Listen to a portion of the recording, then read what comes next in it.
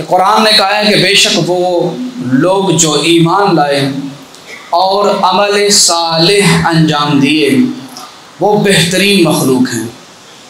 कुरान ने इस बेहतरीन मखलूक के लिए एक और ताबीर भी इस्तेमाल की है। सूरह मुदस्सिर में इरशाद परवरदिगार होता है कि हर इंसान अपने नफ्स का गिरवी है इल्ला अस्हाबल यमीन, मगर वो लोग जो दाएं हाथ वाले हैं।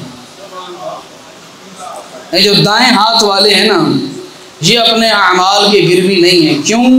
अस्हाबुल यमीन कहाँ ही उन्हें जाता है कि जिनके आमाल में ऐसी गलतियां नहीं होती जो काबिल गिरफ्त हों, जिन पर उनकी गिरफ्त की जा सके। और उस्ताद मोहतरम शेख मोहसिन अली नजफी साहब ने लिखा है कि या तो वो दुनिया में ही अपने गुनाहों को बख्शवा के जाते हैं, या कुरान की आयत के मुताबिक अल्लाह कुछ नेकियों की वजह से ना उनके गुनाहों को नेकियों में तब्दील कर देता है। बरोज़े हशर वो अस्हाबुल यमीन वो होंगे कि जिन पर कोई गिरफ्त नहीं होगी और वो जन्नत में जाएंगे। यहाँ रुक के साहिब तफसीर कुम्मी अली बिन इब्राहिम कुम्मी वो कहते हैं भाई अस्हाबुल यमीन समझिए, अस्हाबुल यमीन से क्या मुराद, तवज्जो कीजिएगा। कहते हैं अल यमीन अमीरुल मोमिनीन अली इब्न अबी तालिब व अस्हाबुहु शिअतुहु। कहते हैं यमीन से मुराद खुद हजरत अली मुर्तज़ा हैं और अस्हाबुहु से मुराद अली मुर्तज़ा के शिया हैं। और इसी आयत के ज़ैल में मासूम का फरमान है कि यहाँ अस्हाबुल यमीन से मुराद हम अहले बैत के शिया हैं। और इमाम मूसा काज़िम अलैहिस्सलाम से पूछा मोहम्मद इब्न अबी उमैर ने, अल्लाहुम्मा सल्लि अला मुहम्मद व आलि मुहम्मद, मोहम्मद इब्न अबी उमैर ने इमाम मूसा काज़िम अलैहिस्सलाम से सवाल किया कि अखबिरनी अन तखत्तुम अमीरुल मोमिनीन बियमीनिही, कि मौला हमें बताइए कि हज़रत अली अलैहिस्सलाम हमेशा अपने दाएं हाथ में अंगूठी क्यों पहनते थे? हमेशा वो अपने राइट हैंड में अंगूठी पहनते थे। कहते हैं इस वजह से कि रसूलुल्लाह के बाद वो अस्हाबुल यमीन के इमाम हैं, वो दाएं हाथ वालों के इमाम हैं, इसलिए वो अंगूठी दाएं हाथ में पहनते थे। ठीक है, लिअन्नहु इमाम अस्हाबुल यमीन बाद रसूलिल्लाह, अल्लाह के रसूल के बाद अस्हाबुल यमीन के इमाम कौन हुए? बोलिएगा, हज़रत अली अलैहिस्सलाम। अब मैं आज खुद पढ़ रहा था, सहाय सित्ता के अंदर रिवायात मौजूद हैं, सही बुखारी, सही मुस्लिम, सुनन इब्ने माजा, सुनन अन-निसाई, इन सब के अंदर रिवायात मैं मुलाहिज़ा करके आया हूँ और अक्सर रिवायात के अंदर मौजूद है। और ख़ुद हज़रत आयशा रिवायत करती हैं कि हुजूर अकरम भी जब दुनिया से गए तो अंगूठी उन्होंने अपने दाएं हाथ में पहनी हुई थी।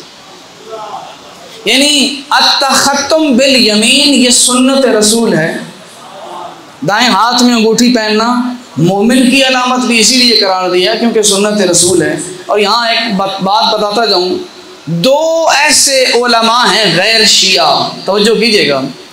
साहिह सित्ता की रिवायात कहती हैं कि दाएं हाथ में अंगूठी पहनना सुन्नत रसूल है।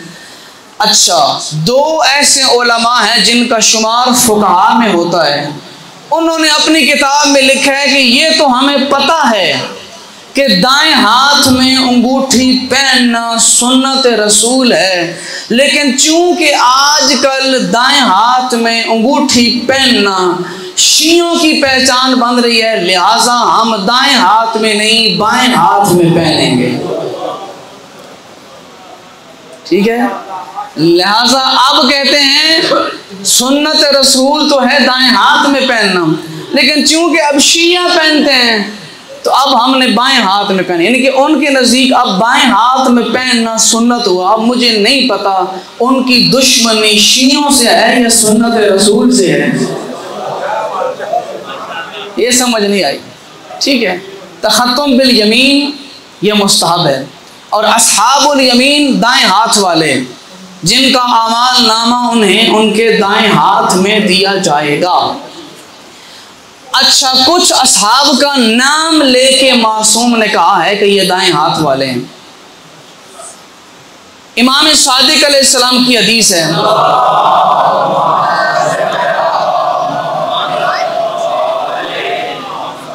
इमाम फरमाते हैं मा अहदुन अखज़ बिक़ौली व अता अमरी, कहते हैं कि मैंने इस दुनिया में कोई ऐसा बंदा नहीं देखा जो मेरे फरमान की पासदारी करता हो, मुकम्मल पासदारी करता हो, 100% मेरी इताअत करता हो और मेरी बात मानता हो और मेरे आबाओ अजदाद की सुन्नत पे चलता हो, सिवाय 2 अफराद के। तवज्जो कीजिएगा, सिवाय 2 अफराद के। अच्छा मौला, वो कौन से 2 अफराद? इमाम ने कहा मैंने इस पूरी दुनिया में सिवाय 2 अफराद के नहीं देखा कि जो मेरी और मेरे आबाओ अजदाद की इताअत का हक अदा करते हों।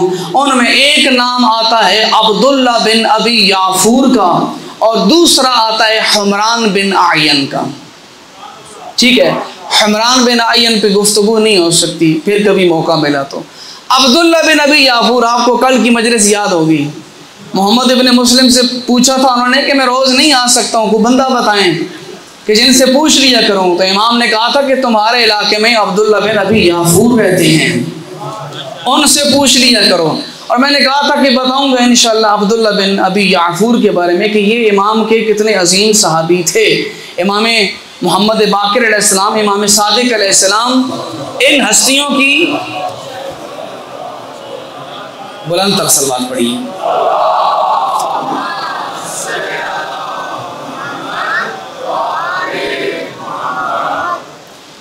इन हस्तियों की जो शागिर्दों की फहरिस्त आती है उनमें नाम आता है अब्दुल्ला बिन अबी याफूर का।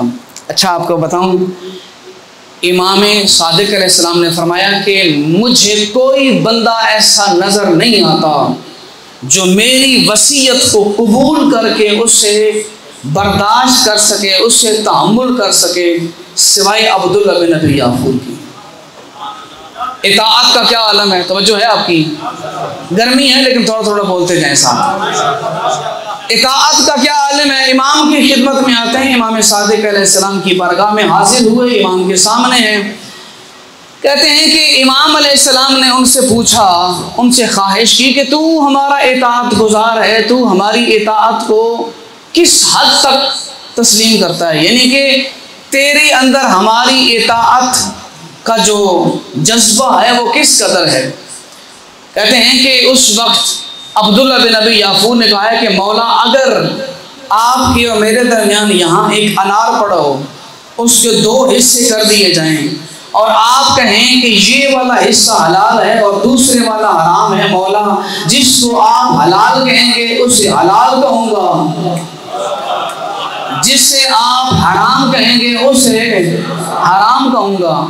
मिसाल अनार की दी ना, लौ फलकता रुमानतन बिनिस्फैन, अगर अनार को 2 हिस्सों में तकसीम कर दिया जाए, अनार की एक खूबी अगर आप काटें तो ज़रूरी नहीं कि 100% दाने एक दूसरे की तरफ जाएं, कोई आधा इधर आधा इधर, ठीक है ना, कोई 15% इधर बाकी इधर, कोई 75 इधर बाकी इधर, तो बराबर बराबर कभी भी दाने नहीं जाते हैं।